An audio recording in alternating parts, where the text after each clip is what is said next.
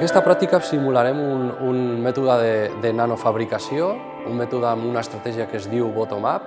Hi ha dos tipus d'estratègia per fer nanofabricació, top-down, que és anar d'un material gran a un material petit, que és el que actualment més s'utilitza, i bottom-up, que és anar d'un material petit a un material gran, que seria àtom a àtom.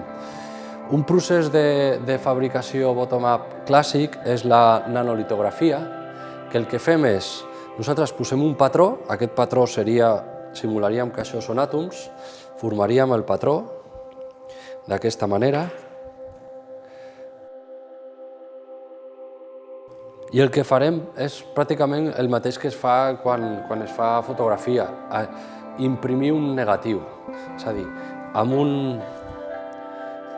en el kit nosaltres tenim pols de grafit.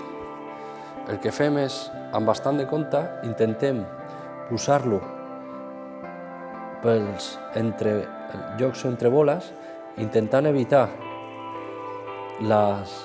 posar-ho sobre la bola, a poc, i en un procés litogràfic, normalment es fa servir com a substracte el silici, el que fem és traiem les boles.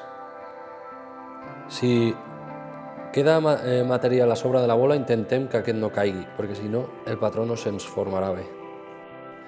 I un cop entren les boles, tenim el patró format.